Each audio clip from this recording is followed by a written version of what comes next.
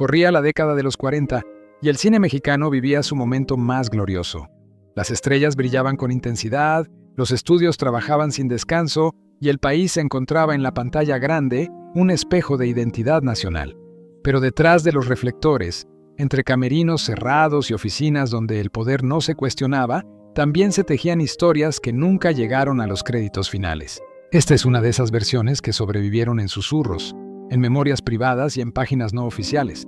Un relato que no busca sentenciar, sino comprender cómo funcionaba realmente el poder en la época de oro del cine mexicano.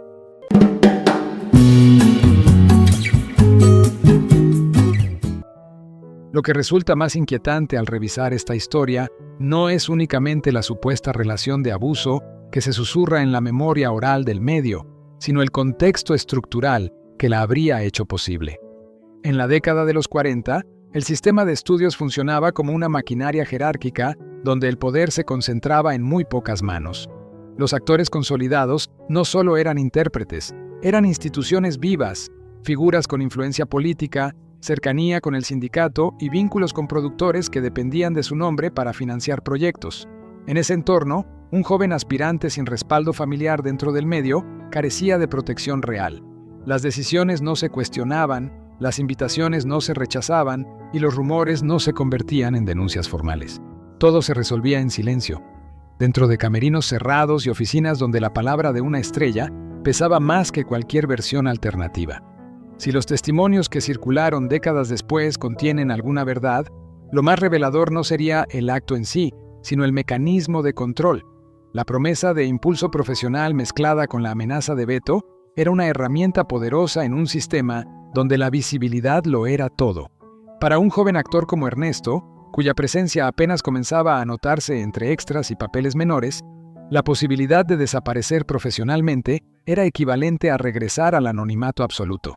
En un país donde el cine comenzaba a convertirse en símbolo nacional, quedar fuera de los estudios implicaba perder no solo trabajo, sino identidad, aspiración y futuro. Esa dinámica de dependencia absoluta es la que muchos historiadores del espectáculo señalan como caldo de cultivo para abusos de poder que rara vez quedaron documentados oficialmente. El supuesto veto posterior refuerza esa narrativa de control. Durante varios años, Ernesto desapareció de las grandes producciones y sobrevivió en espacios paralelos, doblaje, radioteatro, escenarios independientes. No existen registros públicos que vinculen directamente esa ausencia con un conflicto personal, pero la coincidencia temporal alimentó durante años las versiones extraoficiales. En una industria donde las decisiones de casting podían cerrarse con una llamada telefónica, bastaba con que una figura influyente dejara de recomendar un nombre para que ese nombre se evaporara de las listas. Y nadie preguntaba por qué. La obediencia era parte del engranaje. Sin embargo, lo que transforma esta historia en algo más complejo es el giro posterior. Ernesto Alonso no solo regresó, ascendió hasta convertirse en una de las figuras más influyentes de la televisión mexicana.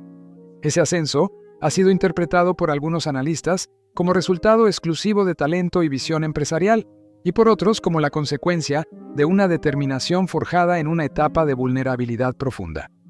El dolor, cuando no encuentra reparación pública, a veces se convierte en impulso silencioso.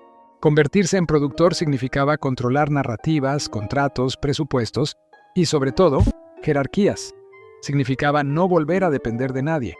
Los relatos sobre sus episodios de insomnio, su carácter reservado y su necesidad de control han sido mencionados en biografías no oficiales y testimonios de colegas, pero siempre dentro del terreno de la interpretación psicológica, no de la confirmación documental. Es importante subrayar que muchas de estas versiones provienen de memorias personales y no de archivos judiciales. Sin embargo, incluso como rumor persistente, la historia revela una verdad más amplia sobre el funcionamiento del poder en la época dorada del cine mexicano.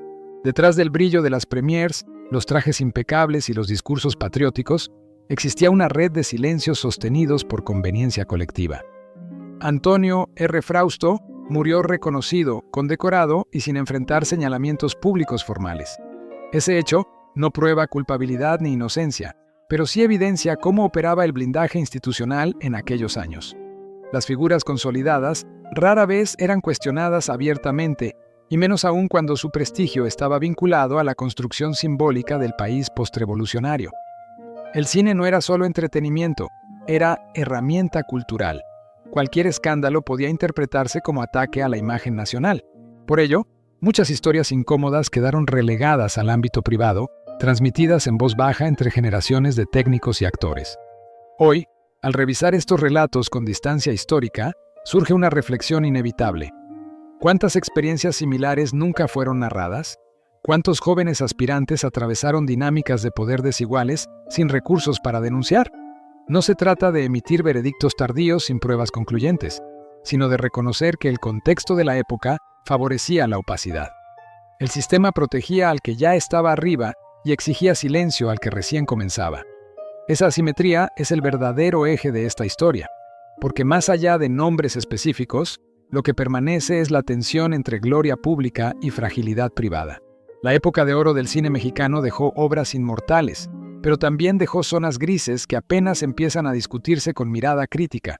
Y si algo enseña este episodio, confirmado en partes, debatido en otras, es que el poder sin contrapeso genera entornos donde el silencio se vuelve norma y la memoria se fragmenta. Detrás de cada estrella consagrada, pudo haber trayectorias marcadas por sacrificios que jamás aparecieron en los créditos, y comprender esa complejidad no destruye el legado artístico, lo humaniza y lo coloca dentro de su verdadero contexto histórico. Ahora quiero saber tu opinión. ¿Crees que muchas historias del cine clásico quedaron enterradas por respeto o por miedo? Te leo en los comentarios. Si te interesan estos relatos que revisan la historia más allá del brillo y los homenajes, suscríbete y activa las notificaciones. Aquí seguimos explorando el lado humano, y a veces incómodo, de las grandes leyendas del espectáculo.